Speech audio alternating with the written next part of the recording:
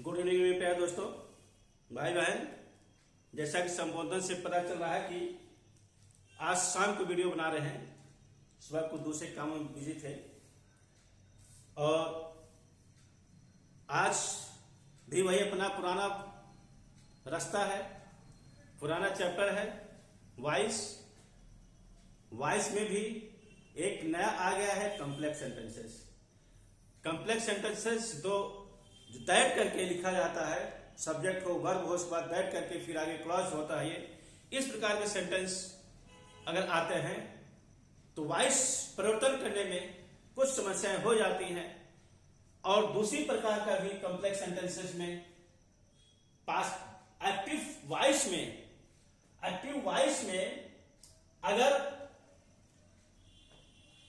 Verb जो होता है पासिव वॉइस करके, पासिव वॉइस जिससे उसमें वर्ब रहता है, तो हम उसको कैसे करेंगे। ये दो प्रकार का कॉम्प्लेक्स सेंटेंस में दो प्रकार के नियम हम आपको बता रहे हैं, हालांकि बहुत, लेकिन आज जो बता रहे हैं दो नियम बता रहे हैं। इसके बाद अगले वीडियो में दो नियम बताएंगे इस प्रकार के सेंटेंस में। तो आज हमें देखते हैं active English voice part 15 complex sentences. Heading active sentences अगर subject plus main verb plus that plus clause पर आधारित हो तो उसको हम जब कन्वर्ट करेंगे, चेंज करेंगे पासिव वॉइस में, पासिव वॉइस बनाने के लिए सब्जेक्ट। ये कौन सा सब्जेक्ट है? ये सब्जेक्ट लिखाएगा, लेकिन कौन सा सब्जेक्ट है? ये यहां पर दैट के बाद जो लिखा जाता है उस सब्जेक्ट को कहने मतलब पहला सब्जेक्ट, और दैट के पहले जो रहता है उसको हटा देंगे। दैट के पहले सब्जेक्ट रहता है उसको हटा देंगे। दैट के बाद जो लिखा गया है वो मेन आपका क्लास है। उस मेन क्लास में सब्जेक्ट क्या है, वर्ब क्या है, ऑब्जेक्ट क्या है, उसको हम देखेंगे इस तरह से। अब पहला एग्जांपल जैसे यहां पर है, we believe that.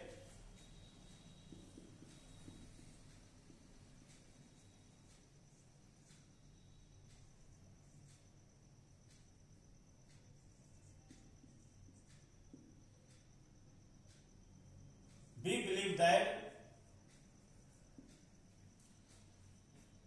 the Bihar government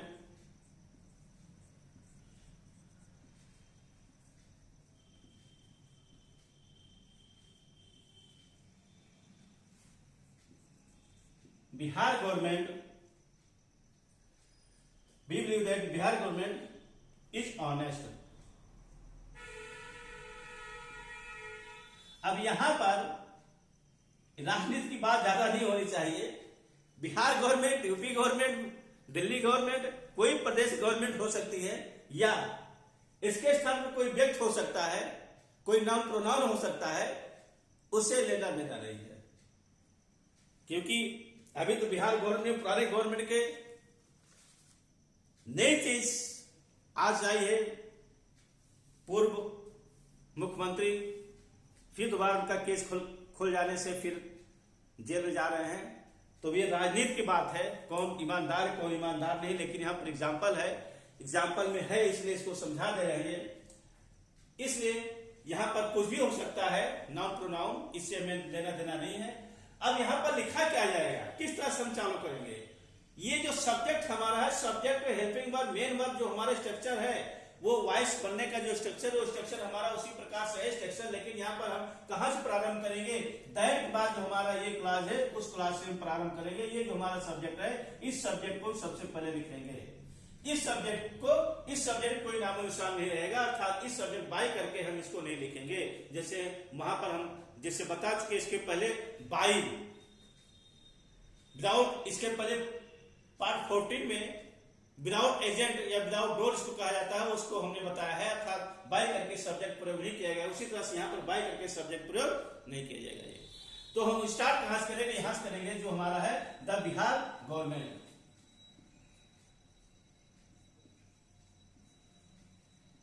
the Bihar government, the Bihar government कौन सा टेंस है? यहां पर इज का प्रयोग है। The Bihar government is. अब जो बिलीव लिखा जाएगा, अब जो वर्ब लिखा जाएगा, कौन से वर्ब लिखा है? ये वर्ब लिखा जाएगा।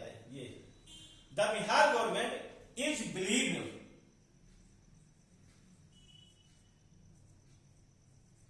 बिलीव का बिलीव हो जाएगा, क्योंकि वैसे जो नियम होता है सब्जेक्ट हो गया, जैसे हमने सब्जेक्ट लिखा है, हेल्पिंग वर्ब हो गया, मेन वर्ब का थर्ड फॉर्म, जो मेन वर्ब हमारा ये है इसका third form the Bihar government is believed के बाद आगे क्या है, to be, believed to be, to be. अब नाउन या एडजेक्टिव, नाउन या adjective, the Bihar government is to be, is believed to be क्या है यहां पर, ऑनेस्ट।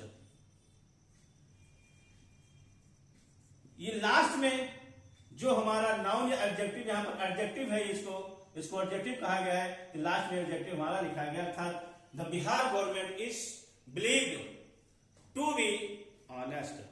ये हमारा पासिव वॉइस इस तरह से बनेगा, the Bihar government is believed to be honest. क्या क्या हुआ हमारा, ये दैट के बाद जो हमारा लिखा है, दैट के बाद जो सब्जेक्ट लिखा है, दैट के बाद सब्जेक्ट को लिखेंगे बिहार गवर्नमेंट, अर्थात दैट के बाद द बिहार गवर्नमेंट सब्जेक्ट हो गया, सहायक क्रिया होगा।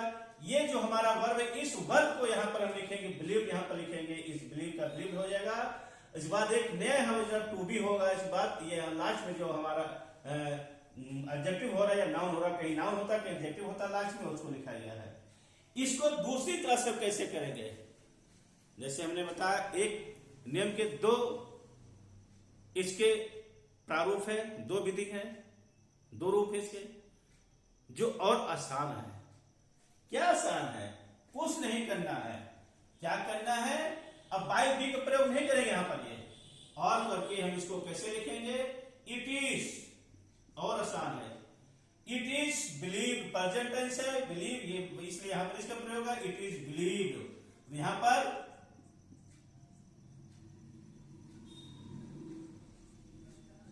It is believe past tense हो गया, इट इज बिलीव, बाकी पोर्शन वही लिख दो, कुछ नहीं करना, it is believe that the Bihar government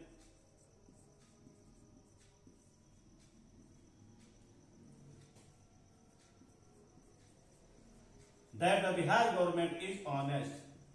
ये और सिंपल है आपका, ये इधर उधर कुछ नहीं करना है, सिर्फ यहीं पर आपको लिख देना है शुरुआत में, इसके पहले इट इज बिलीव्ड, इट वाला सेंटेंस हमने पहले भी कराया एक आपका इट वाला सेंटेंस, इसके पहले पार्ट 13 और 12 में होगा इट वाला, उसको देख लीजिएगा, लेकिन वो अलग नियम है, वो इट इज लिखा रहता है, लेकिन यहाँ पर आपको इट इज नया जोड़ना है, it is believed that the Bihar government is honest. बहुत आसान है ये, इसमें कोई समस्या नहीं है। दूसरा एग्जाम्पल हम देते हैं, ये दूसरा एग्जाम्पल क्या है, ये दूसरा एग्जाम्पल, द स्टूडेंट कंसीडर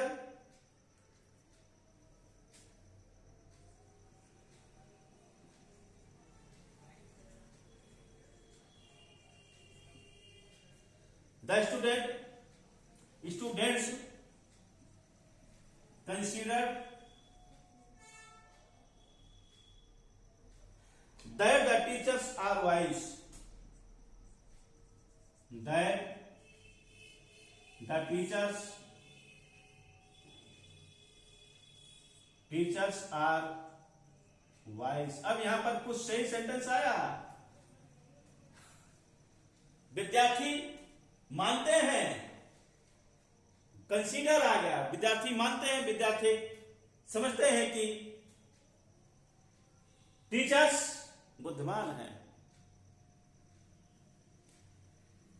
अभी तक बिहार गवर्नमेंट था, टीचर बात आ गई, हमने बताया था दैट बात कुछ भी यहां पर सब्जेक्ट या नाउन प्रोनाउन कुछ भी हो सकता है।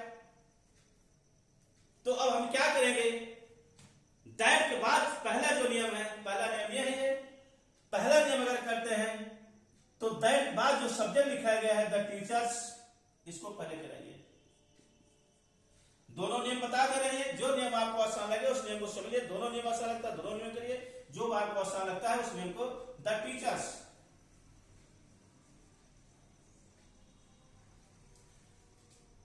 प्रेजेंट टेंस है, यहां पर ये the teachers are considered the teachers are consider that, बाकी अब दैट यहां पर होगा नहीं होगा, पहले क्या है ये,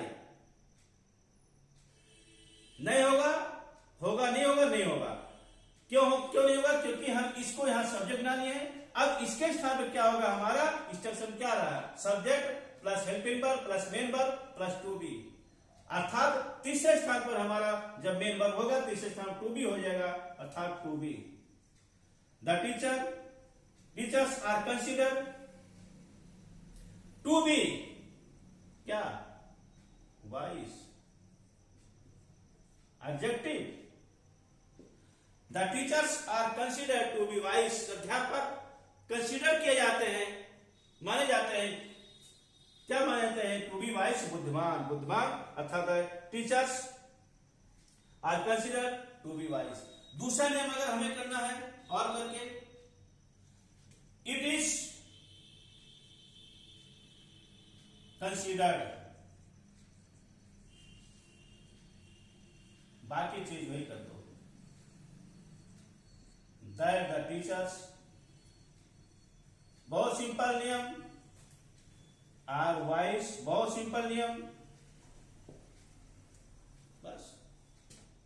it is considered that the teachers are wise, उसमें तो आगे पीछे करना है, इसमें कुछ नहीं करना है, सिर्फ इट इज लिख दो, बाकी पोर्शन आपका वही है। इस प्रकार के दो एग्जाम्पल, पहले नियम में दो एग्जाम्पल हम दे रहे हैं, अब दूसरे नियम पर दो एग्जाम्पल और बता रहे हैं।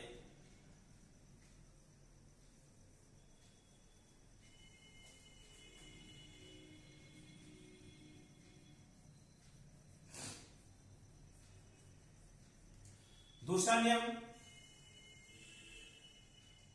नियम क्या है, ये एक्टिव सेंटेंस में दैट के बाद प्रयुक्त क्लास में वर्ब पासिव वॉइस हो तो सब्जेक्ट प्लस वर्ब फर्स्ट लिखेंगे प्लस टू बी लिखेंगे प्लस लास्ट वर्ब लिखेंगे। अब यहां पर देखिए, यहां पर ऐसा देखिए, अब यहां पर जो सब्जेक्ट होगा आपका सब्जेक्ट कौन सा होगा। अभी तक जितना हमने नियम बताया है सब नियम में आपका सब्जेक्ट या तो ऑब्जेक्ट बनता था या सब्जेक्ट नहीं लिखा जाता था, लेकिन यहां पर इस नियम में आपका सब्जेक्ट अर्थात अब सब्जेक्ट अपने स्थान पर रहेगा, वो कहीं नहीं जाएगा। क्या होगा, सब्जेक्ट अपने स्थान पर रहेगा, वो कहीं नहीं जाएगा, और दैट के बाद जो सब्जेक्ट फिर लिखा रहता है उस सब्जेक्ट और प्लस शुड को हटा देंगे, उसको नहीं लिखेंगे। अब लास्ट में एग्जाम्पल हम देते हैं, एग्जाम्पल में जैसे यहां पर ये she wants,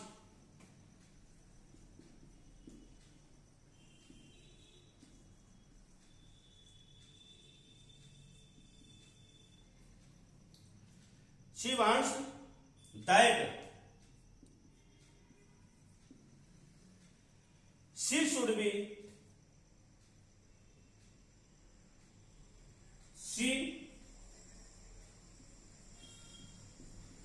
be respected.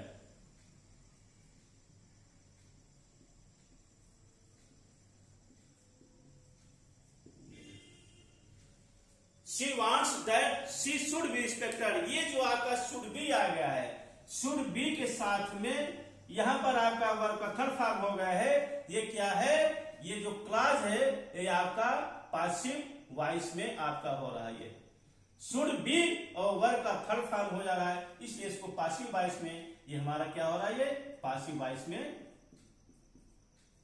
Verb हो जा रहा है। ये जब पासिव वॉइस में और ये पहले से एक्टिव है और यहां दैट का प्रयोग है, कॉम्प्लेक्स सेंटेंस है, तो हम क्या करेंगे, अब यहां पर अभी हमने क्या बताया था, सब्जेक्ट, क्या यहां पर स्ट्रक्चर सब्जेक्ट, कौन सा सब्जेक्ट, हमारा वही सब्जेक्ट है। इस बार B1 अर्थात वर्ब, B1 अर्थात वर्ब फर्स्ट हमारा हो गया। इसके बाद जो दैट है, दैट का हटाकर टू बी कर देंगे और लास्ट जो हमारा एलबी मतलब लास्ट वर्ब हमारा हो जाएगा। अर्थात इन सबको हम क्या कर देंगे, ये पूरा हमारा क्या रहा, दैट प्लस शुड, ये हम इसको हटा देंगे, दैट सी शुड, इसको हटा दिया जाएगा। क्या होगा यहां पर, ये इसको देखिए,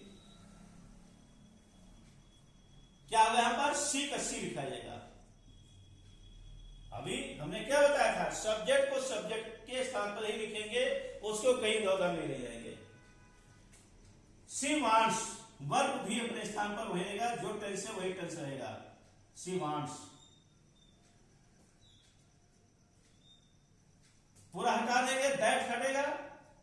सी वांट्स क्या हुआ, सब्जेक्ट वर्ब का फर्स्ट पार्ट, उसके बाद टू बी। वर्ब फर्स्ट नहीं, वर्ब फर्स्ट है ये, वर्ब फर्स्ट पहली क्रिया, दूसरी क्रिया पर ये दूसरी क्रिया। शी वांट्स के बाद टू बी हो जाएगा। शी वांट्स टू बी क्या है, रिस्पेक्टेड।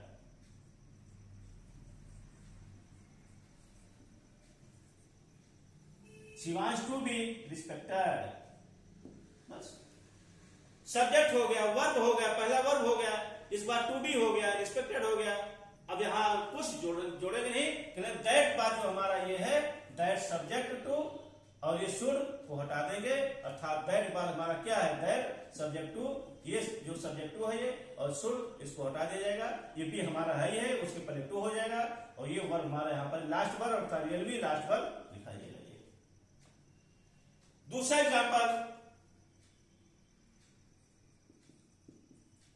एग्जाम्पल इसी प्रकार का, Veena likes,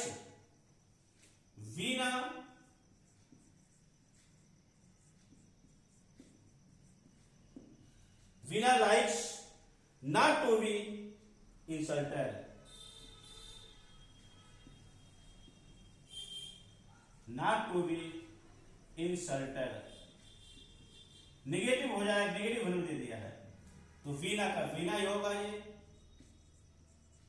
likes not, Veena likes that, sorry बिना लाइक्स दैट, एक मिनट, तो हमने पासिव वॉइस बना दिया। बिना लाइक्स दैट, कंजक्शन बीच में दैट होगा। Veena likes that she should not be insulted, that she should not B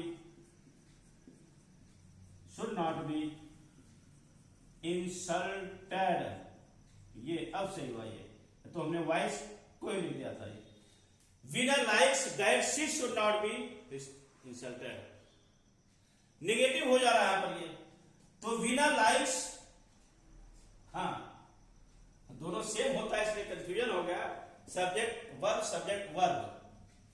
Veena likes not के बाद ये बी है, बी पहले टू कर दो, not to be insulted.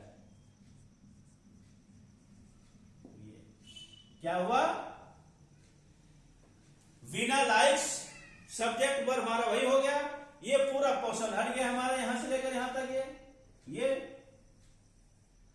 Not के और बी के बीच में, नॉट के और बी के बीच में टू हो गया, अर्थात नॉट टू बी, यहां पर नॉट नहीं था इसलिए यहां पर नॉट हो गया, not to be insulted. Last verb यह भी हमारा पहले से थर्ड फॉर्म होता है, तो थर्ड फॉर्म भी यहां पर हमारा पहले से जब है तो उसी को उतार देंगे, इसमें कोई भी समस्या नहीं है। इस प्रकार के दो नियम के 4 एग्जाम्पल आपके हो गए हैं। अब कल कॉम्प्लेक्स सेंटेंस पे कुछ और आपको बताने के बाद फिर चैप्टर खत्म कर देंगे। एक कॉम्प्लेक्स और कुछ और अगर नियम होगा उसको देकर बाकी इसके बाद फिर प्रिपरेशन चालू करेंगे। कृपया करके मेरे भाई बंधु भाई बहन ये वीडियो देखिएगा, लाइक को सब्सक्राइब कर दीजिएगा। कहीं कोई समस्या हो तो कमेंट्स अवश्य करिएगा, जिससे उसको इम्प्रूव किया जा सके। धन्यवाद।